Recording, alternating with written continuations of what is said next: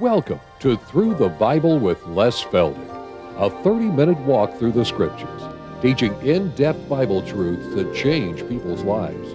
Now, here's your host, Les Feldick.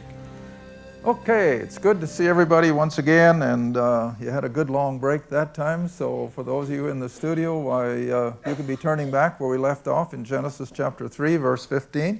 And for those of you joining us on television, again, we just can't thank you enough for your prayers, your kind letters, and your financial help.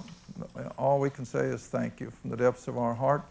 And pray with us that the Lord will just continue to reach out to hungry hearts, because the world is hungry for the Word of God. They don't know what they're hungry for until they get a taste of it, and then they can latch onto it. And we're surprised so many times, shocks me, when people after watching just one program will they're at a loss for words. In fact, I guess the extreme was with one individual called, they had just watched one program and ordered all 65 books. I told her, I said, boy, now that's taking a chance on somebody, isn't it? You listen to him for 30 minutes and then you turn around and spend $380. But it's just how the Lord opens hearts and lives, and we just give him all the praise for it. So we do. We thank you for every part of it. Okay, we're going to keep right on where we've been. We got a lot to cover, and time goes so fast. Go back with me to chapter 3 of Genesis, and remember now, we kicked off in our last program from Matthew 16, where Jesus confronts the 12 just shortly before going up to Jerusalem and the crucifixion, asking them, who do the children of Israel really think he is? And you remember the answer. They thought some was John the Baptist, some thought he's Elijah, Jeremiah, or one of the other prophets. And then Jesus came back and said, but whom do you say that I am? And then Peter's answer was, thou art the Christ, the Son of the living God, and not who died for us and rose from the dead. That's not in there. All Peter knows is that he was the Messiah, the promised one through the Old Testament, and that he was who he said he was. All right, so now what we're doing is coming back and pick up what Paul referred to in the verse we used the last half hour in Romans 15, verse 8. Do you remember when he said that Jesus Christ was the minister of the circumcision for the truth of God, to what? Fulfill or bring to fruition all the promises made to the fathers, or the Old Testament. All right, so that's what we're doing now. We are going to look at just a few of the references that no doubt Peter had an understanding of, when he could now claim without a shadow of a doubt that this was indeed that promised Messiah. And remember, that's the heart of the gospel of the kingdom, to believe who he was. All right, we were in Genesis chapter 3 when we ended our last program, and the verse that almost anyone who has any understanding of Scriptures know, where Jesus is dealing with Satan, and he makes the statement, I will put enmity, or a constant confrontation, between you and the woman. Now, I said in the last program that's always been kind of a tough nut to crack, and I've always left it with the physical woman and the various trials and tribulations that women have, especially in childbearing, which of course is alluded to in the next verse. But I ordinarily do not do this when I teach. If I can't be positive, I usually don't say anything. But I had one of my listeners write some time ago, and he threw something out at me that I've never had anybody refer to before. He said, Les, could it be that the woman in 3:15 is the nation of Israel? And you know, it just tickled my funny bone. Yeah, that makes sense. Now, I'm not setting that in concrete. Don't go out and tell everybody, no, this is what Les Feldick says. You better believe it. But it's just something that you can think about, and as you look at all the rest of Scripture, what other segment of all of the human race has had more confrontation with Satan and satanic power than the nation of Israel? Even right now, today, as we speak, what is Satan trying to do? Destroy the nation of Israel in any which way he can. Whether it's through boycotting their goods from Europe, or whether it's the Arab world saying we're going to drive them into the sea, or with its United Nations, out of all of their, whatever they call them, every one of them are against Israel. Never a single one, resolutions, never a resolution in favor of Israel. It's always against them. So here's my food for thought. Just run it by your thinking as you consider Scripture. Is this what God was already referring to? Because you see, for the next 2,000 years, there's not much that really happens, spiritually speaking. It's a sorry scenario all the way from the expulsion up to the flood, and then we have the Tower of Babel, until we get to the call of Abraham. And that, of course, is the appearance of the nation of Israel, and then it's really obvious. So anyway, we still can come back and say that from this verse we have that scarlet thread of redemption that runs all the way through Scripture. I don't think there's a book in this Bible that doesn't have something in reference to God's plan of redemption, and especially after Israel becomes a nation. All right, so now then let's move from Genesis up to the next book in our Old Testament. Go to Exodus chapter 19, because these are all scriptures that I'm sure that by the end of Christ's 3 years earthly ministry, Peter and the others had a pretty good handle on. Because certainly, being with him every day for 3 years, they must have spent a good share of time in the Old Testament scriptures. They must have. I've heard that before, haven't I? They must have. Okay, Exodus 19. And drop in at verse 6. Now remember again the scenario. Israel is just recently brought out of Egypt. They're gathered around Mount Sinai. God has called Moses up into the mount. And this is what he tells him. Starting at verse 5, honey. Now therefore, if, it's conditional, if you, and we're speaking of the nation of Israel as a whole, not just Moses, if you will obey my voice indeed and keep my covenant, which he's going to give in chapter 20, the covenant of law, then you shall be a peculiar. Now the word peculiar in Scripture does not mean oddball. It means of intrinsic value. You shall be something that is intrinsically valuable to me. And that's why the next word is what? Treasure. You shall be a peculiar, an intrinsic treasure unto me above all people. Now where does that put the nation of Israel? In that role of the favored nation, the covenant people, whatever you want to call them, they are head and shoulders above the rest of the world. And as soon as that made its appearance, Satan goes to work, and he hasn't quit to this very day. All right, but let's read on. You shall be a treasure unto me above all people. God can do it because he's sovereign. All the earth is mine. And now verse 6. And you, the nation, shall be unto me a kingdom of what? Priests.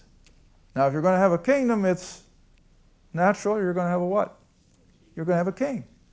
So here is the first inkling of a coming king and kingdom that is particularly associated with the nation of Israel. And when they would have that king and that kingdom, every Jew, not just the tribe of Levi, but every Jew was going to be a representative of the king and Jehovah their God, as a priest is in a religious scenario. That was their prospect. Every Jew was to become a priest, and they were to be a holy or a set-apart nation. All right, so all this is just setting the stage now to bring us up to what Peter was saying when he says, thou art the Christ, the Son of the living God. All right, now let's just come from Exodus up to Psalms. No, I want to stop 2 Samuel. 2 Samuel, chapter 7. We use that quite a lot. 2 Samuel, chapter 7, where again we have the prospect of the royal family starting with King David, and which we refer to then as the house of David. It's that royal family line that began with David, then went on and branched out through Solomon and Nathan and down those two family trees all the way to the coming of Christ in his first advent, his birth in Bethlehem. All right, so 2 Samuel chapter 7, God is now dealing with King David. 1,000 years before Christ, already 3,000 years since Adam, and 1,000 since the call of Abraham. All right, and now he says to David, verse 16, and thy house, the royal family that's going to start with you, thy house and thy kingdom. See, we got this constant reference now to this coming kingdom promised to Israel, over which their Messiah will rule and reign. All right, and thy kingdom shall be established forever before thee. Thy throne, and that's why we refer to the throne of David, thy throne shall be established forever. And that's why we refer to Christ so often as the Son of David, so far as his rule and reign is concerned, and he will rule from David's throne in Jerusalem. All right, now let's just move up to the book of Job, one of the oldest books of the Bible. And I never try to put a time frame on it as to when Job lived and wrote, because I've never read any two people that agree anyway. So I'm not going to try and settle that argument. But nevertheless, he makes a striking statement in Job 19. I think we may have referred to it in our last taping. Job 19, verse 25. Now don't forget what I'm proving. That when Peter said to Jesus, thou art the Christ, thou art the Messiah, the Son of the living God. And when Paul says that Jesus Christ was the minister of the circumcision to fulfill the promises made to the fathers. Those are the two things that I'm trying to show here. Peter had an understanding that all this has been prophesied, and that also Christ had now come to fulfill them. Job 19, verse 25. One of the oldest books in our Bible, and look what he's already saying. I know that my Redeemer liveth.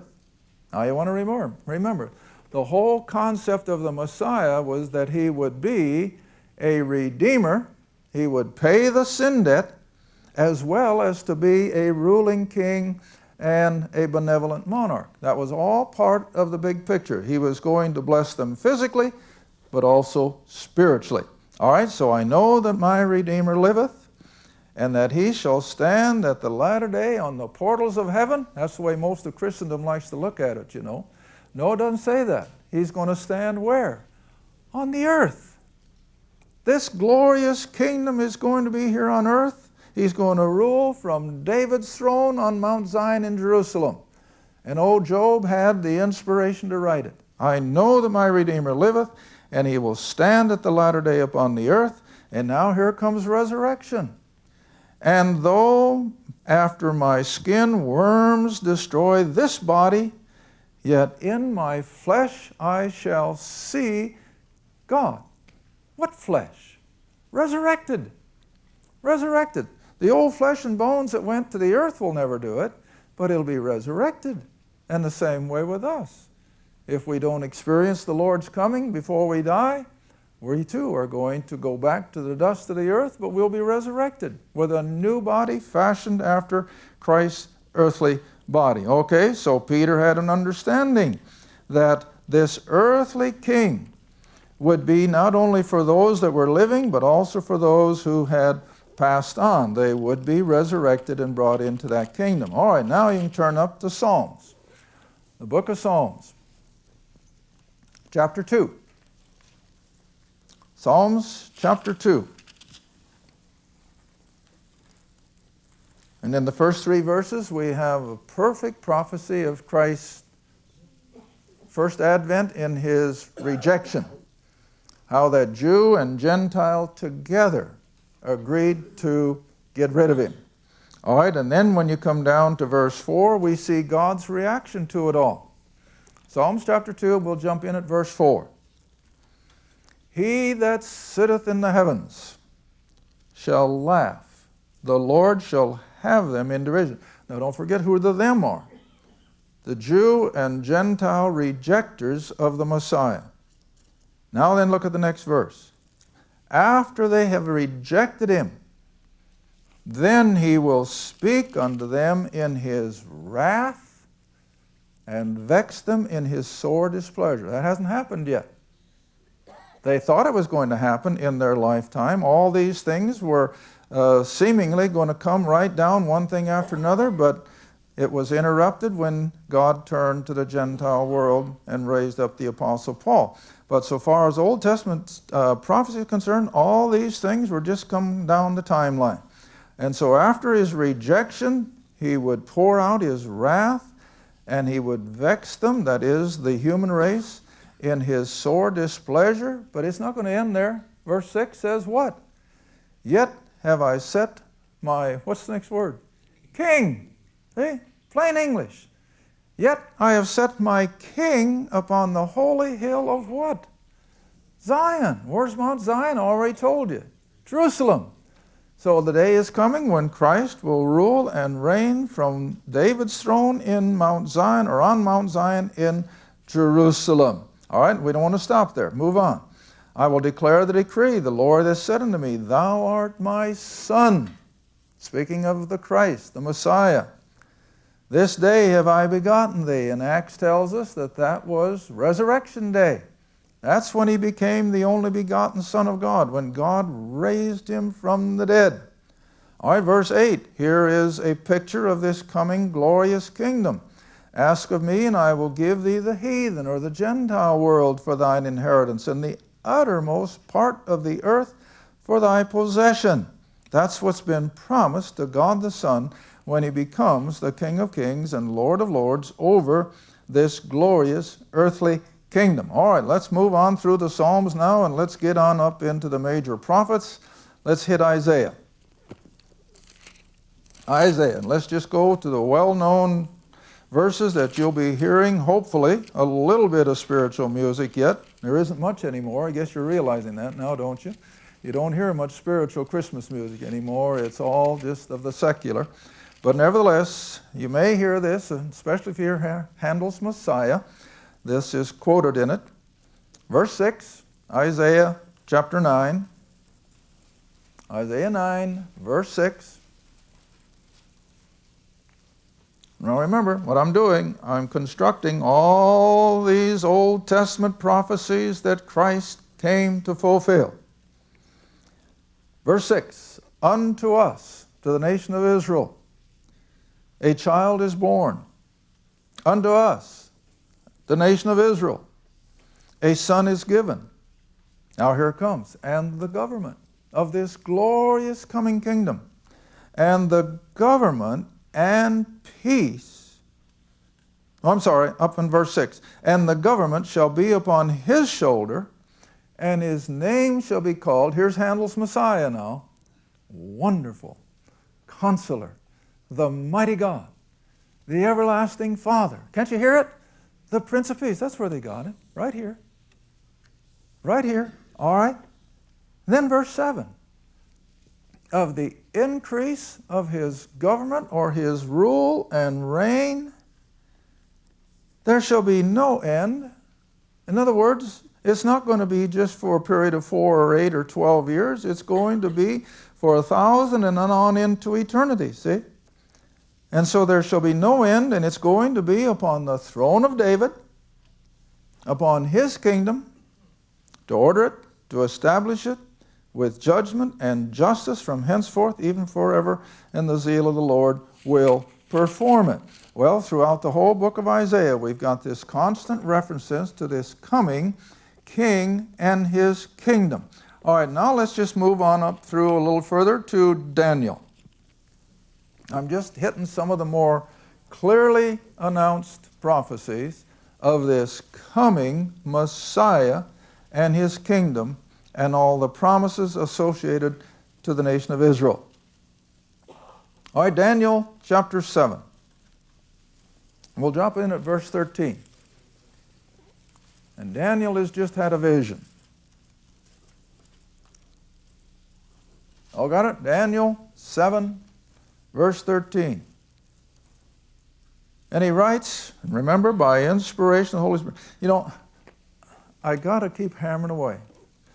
because these theologians keep doubting the Scriptures and they criticize them, and Daniel especially, because they say there's no way a man could have had that much knowledge of future events that he could write it down before they happen. Well, of course, no man can do it, but the Spirit can.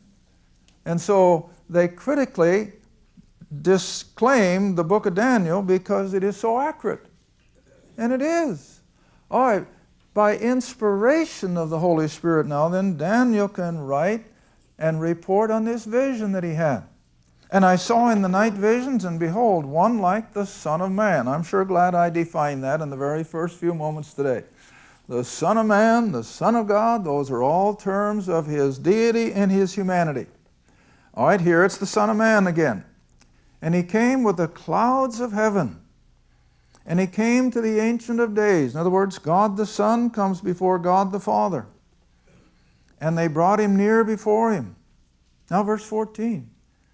And there was given him, God the Son, there was given him dominion and glory and a what? A kingdom that all people, not just Israel, Israel is going to be the apple of his eyes, Israel is going to be the top member of the nations, but it's going to include the whole world, all right? And so all people and nations and languages should serve him. He's going to be King of Kings and Lord of Lords. His dominion is an everlasting dominion. It's not going to end at 1,000 years. It's going to slip right on into eternity, see? And it'll not pass away, in his kingdom that which shall not be destroyed. All right, now let's go up to Zephaniah. Now, honey, Zephaniah is hard to find. Find Zechariah and back up to the left, and then that's Haggai, if I remember right, and then you got Zephaniah. I could have skipped this one for your benefit, but I wasn't going to let you off the hook. Zephaniah, chapter 3.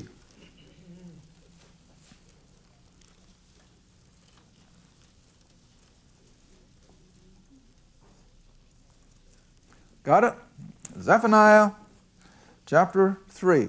Now, I haven't spent a lot of time over the years in the minor prophets, and I'm debating whether I should still do that sometime, because I don't know how many people realize why they're called minor. I used to think it's because they weren't as important. No, that's not the reason. You know why they're called minor? Because they're so short. They're so short, every one of them. And then the major prophets are long. See, Isaiah is 66 chapters, and Ezekiel is 48 or 49. But these little minor prophets are all just a few chapters. But they're not minor in content. They're real serious. Okay, so Zephaniah chapter 3, and let's just drop in at verse 14. And I'm going to take the time to read these verses, and they'll be on the screen for our TV audience, because for a lot of people that's the only scripture they ever read. All right, Zephaniah chapter 3, and we'll start at verse 14. Sing, O daughter of Zion, shout, O Israel, be glad and rejoice with all the heart, O daughter of Jerusalem. The Lord hath taken away thy judgments, he hath cast out thine enemy, the King of Israel. You see that? The King of Israel, even the Lord. Now remember, that word Lord, L-O-R-D, in capital letters is who? Jehovah, God the Son. See how it all fits? The King of Israel, even Jehovah, is in the midst of thee. Thou shalt not see evil anymore. Now remember, when this glorious kingdom comes in, Satan is removed, death is removed, there are no lost people in the picture, they're all believers, and Christ is King of Kings and Lord of Lords. That's why we call it heaven on earth, and that's what it's going to be. All right, verse 16, in that day it shall be said to Jerusalem, fear not, and to Zion, which is in Jerusalem, let not thy hands be slack. The Lord thy God in the midst of thee is mighty. Absolutely. He will rejoice over thee with joy. No more judgments and chastisements and punishment. Israel is now going to be in a place of obedience, the apple of his eye. He will rest in his love. He will joy over thee with singing. I will gather them that are sorrowful for the solemn assembly, who are of thee, to whom the reproach of it was a burden. In other words, all their past problems are just going to be forgotten. Now verse 19. Behold, at that time I will undo all that afflict thee. I will save her that halteth. I will gather her that was driven out. I will get them praise and fame in every land where they have been put to shame in their past. All the nations of the world have detested the Jew. Verse 20. In fact, that reminds me. Do you know that even in our beloved America, for the longest time, a Jew was never accepted to one of our Ivy League colleges? Most people don't know that. They could not gain admittance to a single one of our Ivy League colleges until fairly recently. And even in America, that's how they've been held at bay. All right, now then, let's take one more and then it'll be over for this program. Go with me to the next to last book, Zechariah chapter 14. Zechariah chapter 14, and this puts it as plain as any English can make it. Plain English. Zechariah chapter 14, verse 9. Zechariah chapter 14, verse 9. We've looked at it many, many times. And the Lord, God the Son, Jehovah, shall be. See, this is prophecy. It was still future. And the Lord shall be king over all the earth. See, not heaven, earth. And in that day, when he comes and sets up his kingdom, in that day there shall be one Lord, and his name one. Now that rings a bell with the Jew, doesn't it? What does Deuteronomy say? The Lord our God is one God. And so this sits good with the Jew, even with that mentality. They don't like our approach of a triune God. But here we have it plain as day that when he sets up that kingdom, there will be no other but he himself, King of kings and Lord of lords. Thank you for watching Through the Bible with Les Feldick. Through the Bible is a partner-supported ministry. If this program has been a help to your study of the Scriptures and you'd like to see others enjoy the teaching, your support would be greatly appreciated. Write to us at Les Feldick Ministries, 30706 West Lona Valley Road, Kinta, Oklahoma, 74552, or call 1-800-369-7856. Remember, all programs are available in printed form, audio cassette, and videotape.